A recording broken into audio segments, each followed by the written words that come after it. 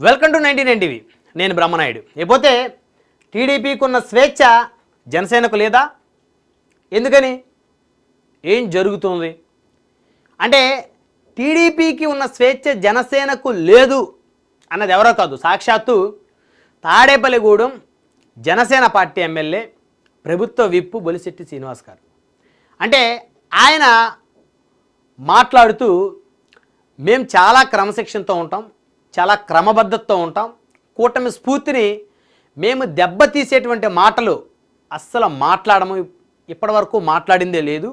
ఒకవేళ మా హక్కుల కోసం మేము ఒక మాట తెలుగుదేశాన్ని మాట్లాడినప్పటికీ కూడా మా మీద సస్పెన్షన్ వేటు పడుతుంది. దానికి ఉదాహరణ ఇటీవల కాలంలో సస్పెండ్ అయినటువంటి టీవీ రామారావు గారు కానీ, అదేవిధంగా గతంలో కొంతమంది సస్పెండ్ అయినటువంటి జనసేన పార్టీ నాయకులు కానీ వారి పేర్లు కూడా ఉదాహరిస్తూ చెప్పారు ఆయన. అంటే జనసేన పార్టీ మాత్రమే కూటమి స్ఫూర్తిని కాపాడాలా? తెలుగుదేశం పార్టీ కూటమి స్ఫూర్తిని కాపాడేటువంటి ఆలోచన లేదా? వారికి ఆ ఉద్దేశం లేదా? ఎందుకని ఈ కూటమిలో తెలుగుదేశం పార్టీ జనసేన పార్టీని డామినేట్ చేస్తుంది?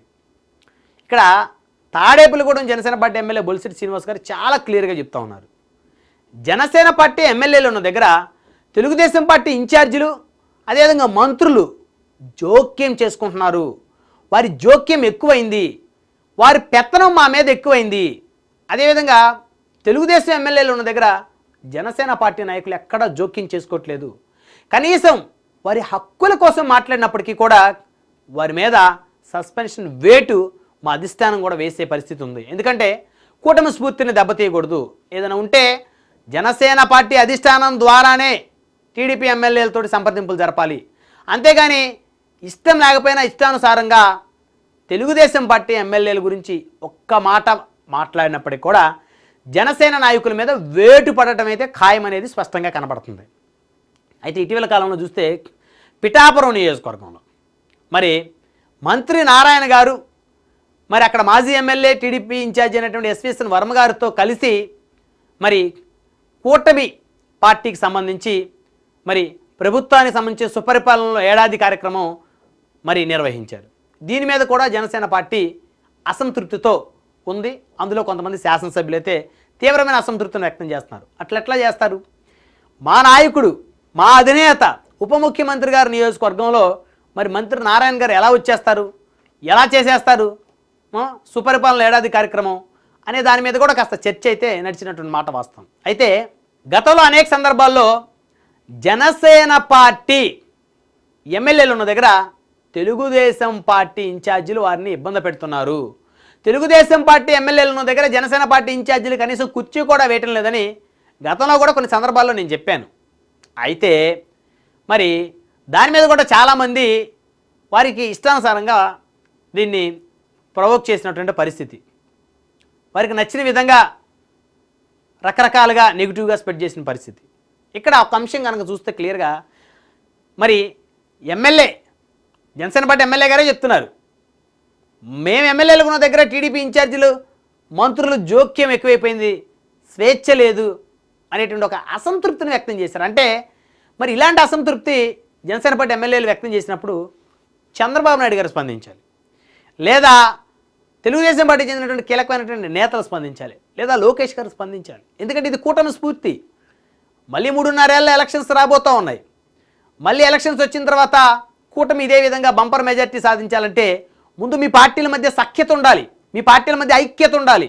మీ మధ్య ఐక్యత సఖ్యత లేకుండా మీరు గొడవపడి మీరు ఆధిపత్య దూరంలో ఒకరి మీద ఒకరు దుమ్మెత్తి పోసుకుంటూ ఒకరి మీద ఒకరు విమర్శలు ప్రతి విమర్శలు చేసుకుంటే మీ క్యాడర్ కూడా చెల్లాచెదురైపోతుంది.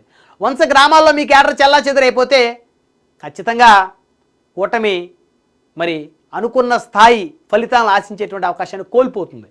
ఇవన్నీ కూడా వైఎస్ఆర్సీపీకి బలంగా మారుతుంది. కాబట్టి టీడీపీకి ఉన్న స్వేచ్ఛ అయితే జనసేనకు లేకుండా పోతుందని స్పష్టంగా చెప్పొచ్చు. అదే జనసేన పార్టీ ఎమ్మెల్యేలు ఉన్న నియోజకవర్గాలు ఉదాహరణ చూస్తే నెల్లిమర్ల లోకమాధవి గారు ఎమ్మెల్యే ఉన్న నియోజకవర్గంలో సాక్షాత్ ఒక టీడీపీ ఇన్ఛార్జి లోకమాధవి గారిని అనేక సందర్భాల్లో మరి ఇష్టానుసారంగా మాట్లాడిన పరిస్థితి, ప్రభుత్వ కార్యక్రమాల్లో మరి బహిరంగ సభల మీద స్టేజీల మీద మరి ఇప్పటివరకు కూడా ఆయన మీద ఎవరు చర్యలు తీసుకున్న పరిస్థితి లేదు. మరి అదేవిధంగా కొన్ని నియోజకవర్గాల్లో చెప్పాలంటే జనసేన ఎమ్మెల్యేల గురించి టీడీపీ ఇన్ఛార్జీలు వారికి నచ్చినట్టు మాట్లాడుతూ ఉన్నారు.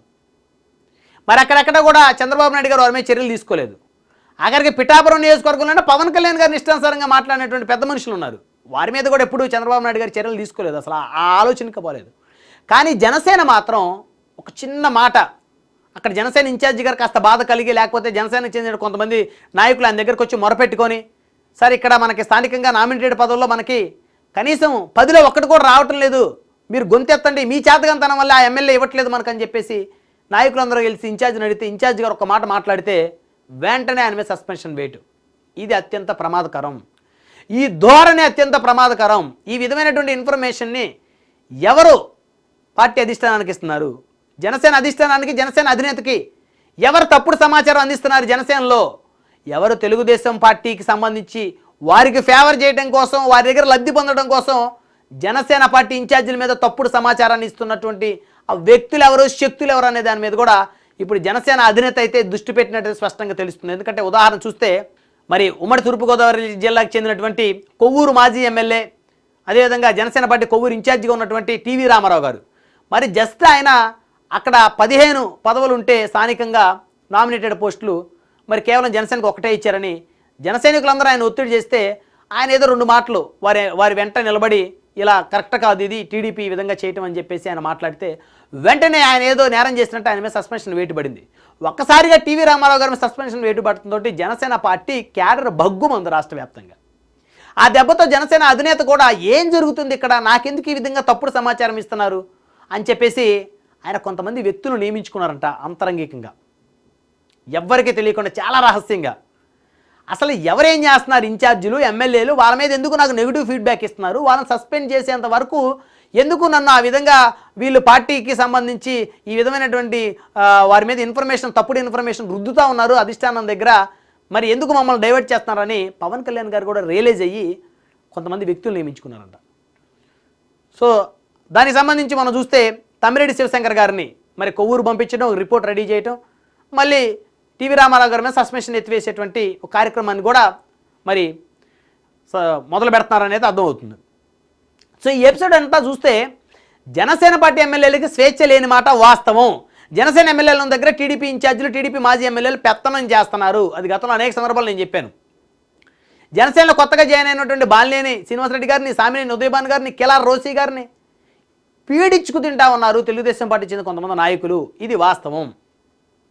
సో కాబట్టి ఇవన్నీ కూడా చంద్రబాబు నాయుడు గారి దృష్టికి తీసుకెళ్లాల్సినటువంటి బాధ్యత కూడా ఖచ్చితంగా కూటమి స్ఫూర్తిని కాపాడాలనుకున్నటువంటి ఈ కూటమికి సంబంధించినటువంటి పెద్దలు ఎవరైతే ఉన్నారో వారి చంద్రబాబు గారి దగ్గర తీసుకెళ్ళి, సరే ఈ విధంగా జరుగుతుంది, ఈ విధంగా జరగడం వల్ల రేపు స్థానిక సంస్థల ఎన్నికల్లో కూడా మనం ఇబ్బంది పడతాం, జనసేన కావాలని ఉద్దేశపూర్వకంగా డ్యామేజ్ చేస్తూ ఉన్నారు మన వాళ్ళు కొంతమంది తెలుగుదేశం వాళ్ళు అని చెప్పి చంద్రబాబు నాయుడు గారు దృష్టిలో పెడితే చంద్రబాబు నాయుడు గారు రియాక్ట్ అయ్యి ఎవరెవరైతే ఆ విధంగా కుట్రకు తెరలేపుతూ ఉన్నారో వారిని కాస్త కంట్రోల్లో కనుక పెడితే కూటమి స్ఫూర్తి 20 ఏళ్ళు కాదు 40 ఏళ్ల పాటు చాలా బలంగా దృఢంగా ఉంటుందని చెప్పుకోవచ్చు.